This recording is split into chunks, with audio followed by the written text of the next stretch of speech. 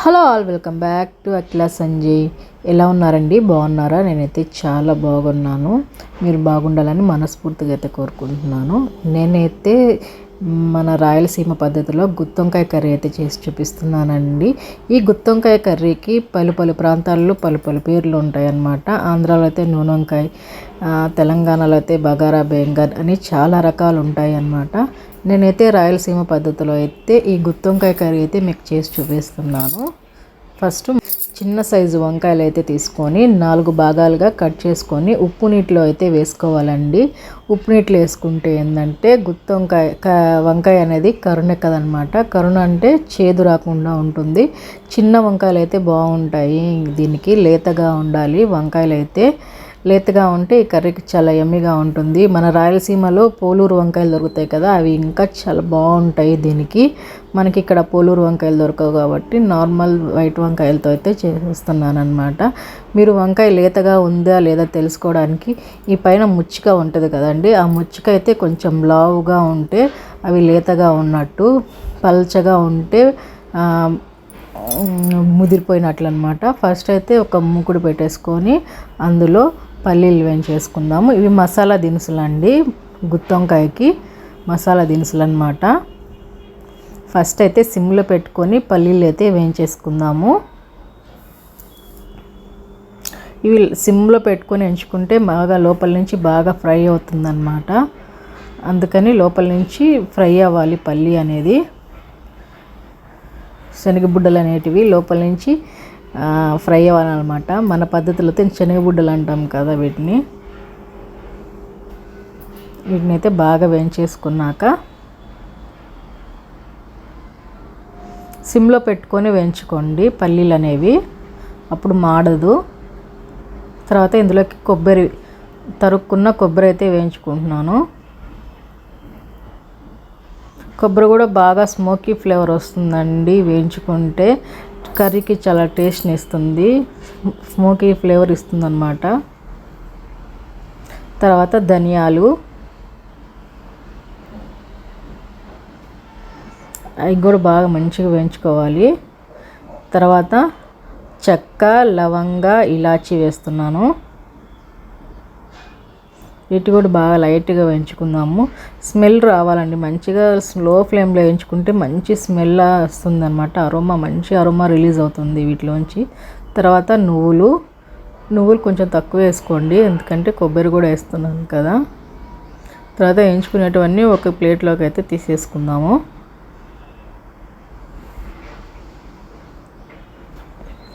తర్వాత టమోటా, అల్లం, ఆనియన్స్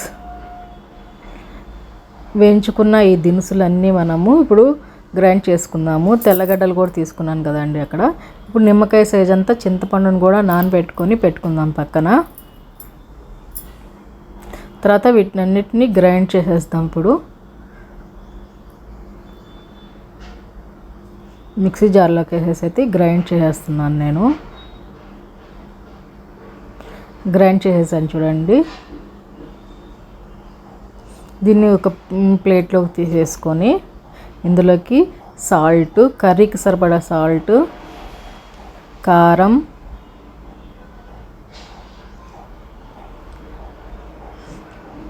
పసుపు వేసుకొని మిక్స్ చేసేస్తున్నాను.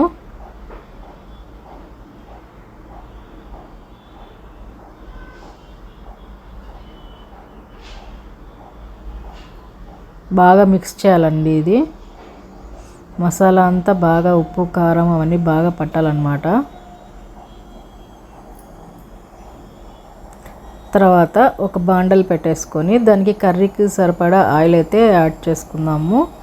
ఇది గుత్తొంకాయ కర్రీ కదండి, కొంచెం ఆయిల్ అయితే ఎక్కువ పడుతుంది. ఈ గుత్తొంకాయ కర్రీ కాంబినేషన్ అయితే పులగంలోకి అయితే చాలా బాగుంటుంది. బగారా రైస్ పులగంలోకి, తిరగమాతన్నంలోకి చాలా బాగుంటుంది. చపాతీస్లో కూడా బాగుంటుంది. జీలకర్ర, ఆవాలు అయితే వేసాను. వంకాయలు అయితే వేంపేసుకుందాము. ఫస్ట్ ఆయిల్ బాగా హీట్లో ఉందండి, నూనె ఎగిరి పైన పడుతుంది చూడండి, స్మోక్ పైకి లేస్తుంది.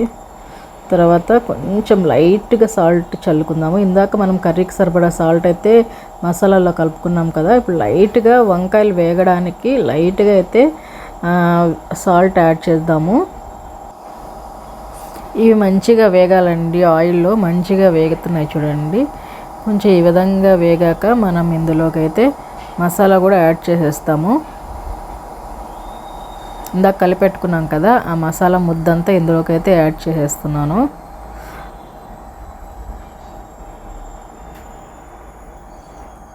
దీంట్లో పచ్చి టమోటాసు, పచ్చి ఉల్లిపాయ వేసాను కాబట్టి ఇది నూనెలో ఒక 5 మినిట్స్ వరకు వేగాలండి బాగా మంచిగా. ఉల్లిపాయ అనేది పచ్చి వాసన లేకుండా వేగాలన్నమాట. అప్పుడు మంచి ఫ్లేవర్ రిలీజ్ అవుతుంది ఇందులో నుంచి. దీనిని నూనెలోనే ఒక 5 మినిట్స్ సిమ్లో పెట్టి మగ్గనిద్దాము.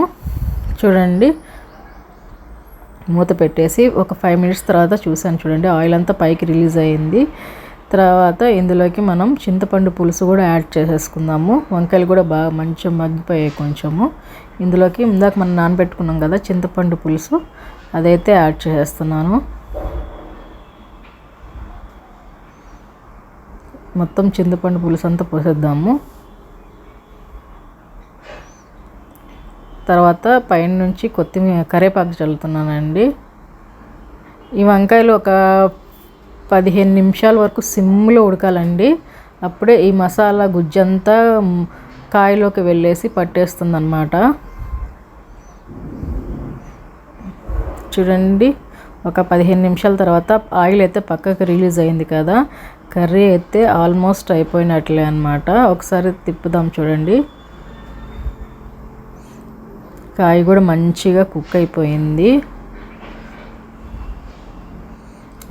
పెళ్ళిళ్ళు అయితే ఈ విధంగానే చేస్తారండి గుత్తొంకాయ కర్రీ అయితే. మా రాయలసీమ సైడ్ అయితే చాలా యమ్మీగా ఉంటుంది.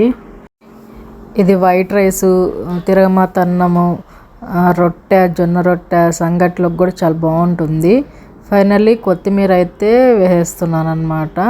ఆల్మోస్ట్ కర్రీ అయితే కుక్ అయిపోయింది. చూడండి, యమ్మీ రాయలసీమ గుత్తొంకాయ కర్రీ అయితే రెడీ అయిపోయింది అనమాట. ఈ వీడియో కనుక మీకు నచ్చినట్లుంటే లైక్ చేయండి, షేర్ చేయండి, సబ్స్క్రైబ్ చేయండి. ఫస్ట్ టైం ఎవరైనా నా వీడియో చూస్తుంటే ప్లీజ్ సబ్స్క్రైబ్ చేసి చూడండి, బెల్ సింబల్ నొక్కండి, నోటిఫికేషన్ అయితే కంపల్సరీ వస్తుంది. ఈ వీడియో కనుక నచ్చినట్టుంటే మీ ఫ్రెండ్స్కి కూడా ఫార్వర్డ్ చేయండి, షేర్ చేయండి. మీ ఫ్రెండ్స్కి కూడా చెప్పి నా ఛానల్ని సబ్స్క్రైబ్ చేయించండి.